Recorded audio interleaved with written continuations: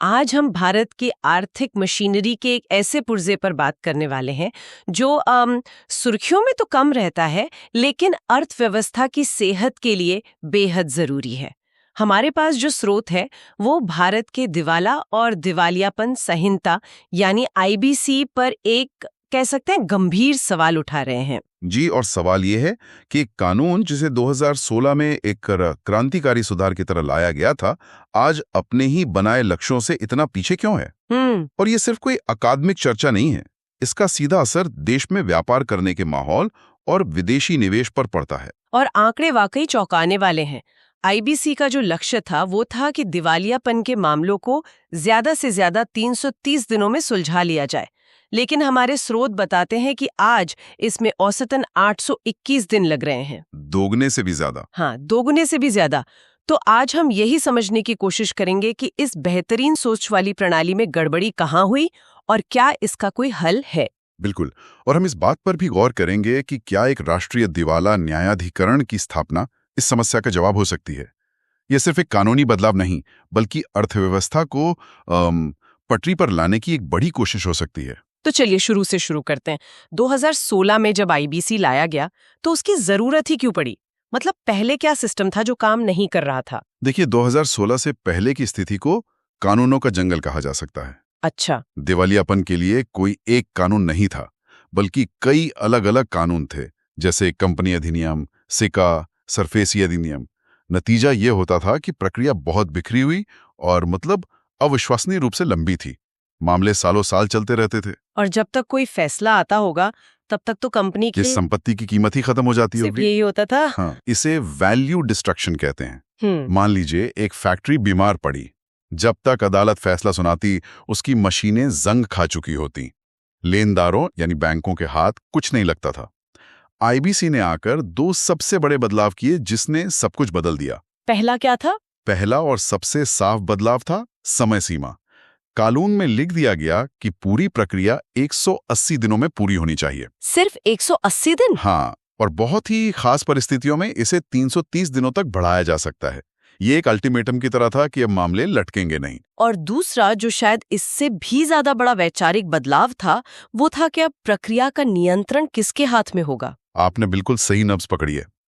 पहले दिवालिया कंपनी के मालिक यानी देनदार वही प्रक्रिया को नियंत्रित करते थे। तो वो तो चाहेंगे ही कि मामला लंबा खींचे। जाहिर है, वे इसे लंबा खींचने की हर कोशिश करते थे। आईबीसी ने एक क्रांतिकारी कदम उठाया और नियंत्रण देनदारों से छीनकर लेनदारों के हाथ में दे दिया। अब फैसले उन बैंकों और वित्तीय संस्थानों की एक समिति, जिसे कमिटी ऑफ क्रेडिटर्स कहते हैं, वो लेती है। अच्छा, क्रेडिटर इन कंट्रोल मॉडल। बिल्कुल। तो एक नया कानून, एक नई सोच, लेकिन इतने बड़े बदलाव को लागू करने के लिए कोई नया ढांचा भी तो बनाया गया होगा। बिल्कुल। सिर्फ कानून बना देना तो काफी नहीं होता। हाँ, इसके लिए एक पूरा इकोसिस्टम खड़ा किया गया। सबसे पहले तो एक रेगुलेटर बनाया गया, आईबीबीआई, यानी भारतीय दिवाला और दिवालियापन बोर्ड। अच्छा, तो एक तरह से खेल के नियम तय करने वाला रेफरी। हाँ, आप ऐसा कह सकते हैं। इसका काम है नियम बनाना, डेटा इकट्ठा करना और दिवाला पेशेवरों को लाइसेंस देना। फिर मुकदमे सुनने के लिए अदालतें बनाई गई।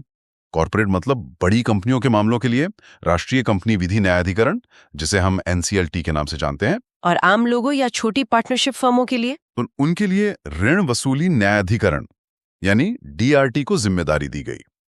तो आप देख सकते हैं कि एक पूरी सोची समझी प्रणाली थी। तो सुनने में तो ये व्यवस्था बिल्कुल सही लगती है। एक नया कानून, एक रेगुलेटर, समर्पित अदालतें, साफ समय सीमा। फिर भी आंकड़े कुछ और ही कहानी बता रहे हैं। 330 दिन का लक्ष्य और असलियत में 821 दिन। ये इतना बड़ा अंतर आया कहां से? सिस्टम में दरार कहां है? यहीं पर इस पूरी कहानी का सबसे दिलचस्प मोड़ आता है। हमारे स्रोत बताते हैं कि समस्या कानून में नहीं, बल्कि उस संस्था में है जिसे इसे लागू करने का सबसे बड़ा जिम्मा दिया गया, यानी एनसीएलटी। एनसीएलटी में? हाँ, समस्या है एनसीएलटी की दोहरी जिम्मेदारी। दोहरी जिम्मेदारी? इसका क्या मतलब है? इसे ऐसे समझिए, एनसीएलटी का गठन मूल रूप से कंपनी अधिनियम 2013 के तहत किया गया था।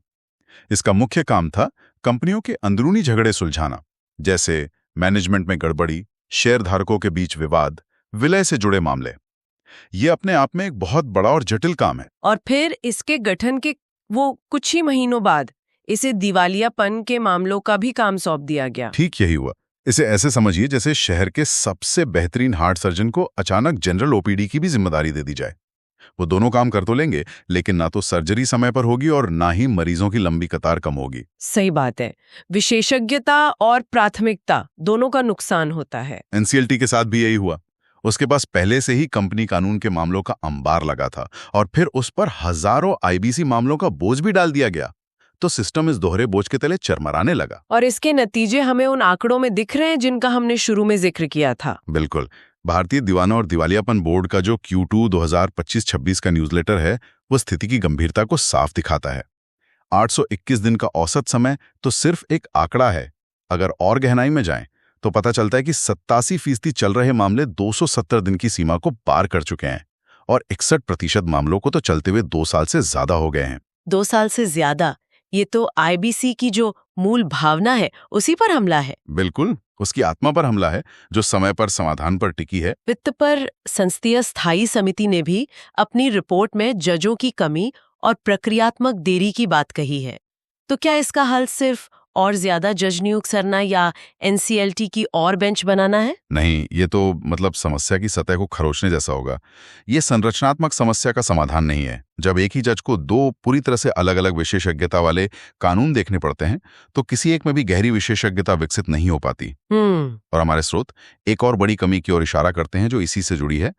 भारत के पास अभी भी सीमा पार दिवाला यानी क्रॉस बॉर्डर इंसॉल्वेंसी से निपटने के लिए एक व्यापक ढांचा नहीं है। सीमा पार दिवाला मतलब जब किसी कंपनी की संपत्ति या लेनदार भारत के बाहर भी हों? कंपनियों के ऑफिस, फैक्ट्री, लेनदार कई देशों में फैले होते हैं। ये एक बहुत बड़ी चुनौती है। और जब आपकी घरेलू प्रणाली ही बोझ से दबी हो, तो आप इतनी जटिल अंतर्राष्ट्रीय समस्या से कैसे निपटेंगे? सही सवाल। तो ये साफ है कि समस्या गहरी है। तो इन चुनौतियों का समाधान क्या है? हमारे स्रोत एक राष्ट्रीय दिवाला न्यायाधिकरण या एनआईटी बनाने की वकालत करते हैं। ये क्या है और ये मौजूदा व्यवस्था से कैसे अलग होगा? एनआईटी का प्रस्ताव इस समस्या की जड़ पर प्रहार करता है। यह एक विशेष अदालत होगी। इसका एकमात्र काम होगा दिवाला और दिवालियापन से जुड़े मामले देखना। ये एनसीएलटी की तरह दोहरी भूमिका नहीं निभाएगी। यानी एक काम, एक फोकस। ठीक। और इसके कई सीधे फायदे होंगे। पहला, विशेषज्ञता। जब जज, वकील और कर्मचारी दिन रात सिर्फ दिवाला कानून से जुड़े मामले देखेंगे, तो वे इस क्षेत्र के विशेषज्ञ बन जाएंगे। और फैसलों की गुणवत्ता और गति दोनों में सुधार होगा। बिल्कुल। और यहीं से दूसरा फायदा आता है, तेज राहदान। ध्यान नहीं भटकेगा तो मामले तेजी से निपटेंगे और हम 330 दिन की समय सीमा को हकीकत में हासिल कर पाएंगे। तीसरा फायदा है सुसंगत निर्णय। कंसिस्टेंसी। हाँ, एक विशेष न्यायाधिकरण होने से एक ही तरह के कानूनी सवालों पर लगातार एक जैसे फैसले आएंगे। इससे पूरी प्रक्रिया में प्रेडिक्टेबिलिटी यानी पूर्वानुमेयता बढ़ेगी। निवेशकों को पता होगा कि किस स्थिति में क्या फैसला आ सकता है। और इसका सीधा असर निवेशकों के भरोसे पे पड़ेगा, है ना? निस्संदेह ये चौथा और शायद सबसे महत्वपूर्ण फायदा है। जब विदेशी और घरेलू निवेशकों को पता होता है कि अगर कोई कंपनी डूबती है तो उनके हितों की रक्षा के लिए एक कुशल, तेज प्रणाली मौजूद है, तो वो देश में पैसा लगाने से हिचकिचाते नहीं हैं। क्या दुनिया में कहीं और ऐसा मॉडल काम कर रहा है जिसका उदाहरण हम ले सकते हैं? हाँ, अमेरिका के दिवाला न्यायालय यानी यूएस बैंक्रप्सी कोर्ट्स इसका एक बेहतरीन और सफल उदाहरण है। वो विशेष अदालतें हैं जो सिर्फ दिवालियापन के मामले देखती हैं। उनका अनुभव ये दिखाता है कि विशेषज्ञता से न केवल दक्षता आती है, बल्कि कानूनी स्थिरता भी बढ़ती है। यह सब सुनने में तो बहुत अच्छा लगता है, लेकिन यहाँ मेरे मन में एक सवाल उठता है। अगर एनआईटी दिवालियापन के मामले देखने लगेगा, तो एनसीएलटी के मूल काम यानी कंपनी कानून के मामलों का क्या होगा? कहीं ऐसा तो नहीं कि हम एक समस्या को सुलझाने के लिए दूसरी खड़ी कर दें? ये एक बहुत ही जायज और जरूरी सवाल है और प्रस्ताव में इसका भी समाधान सोचा गया है। विचार ये है कि एनसीएलटी के मूल काम यानी कंपनी अधिनियम से जुड़े मामलों को वापस उच्च न्यायालयों को सौंप दिया जाए। लेकिन क्या ये एक कदम पीछे जाने जैसा नहीं होगा? एनसीएलटी बनाने का एक मकसद तो यही था कि हाईकोर्ट से कॉर्पोरेट मामलों का बोझ कम किया जाए। पहली नजर में ये ऐसा लग सकता है, लेकिन ये शक्तियों का एक तार्किक पुनर्वितरण है, पीछे जाना नहीं।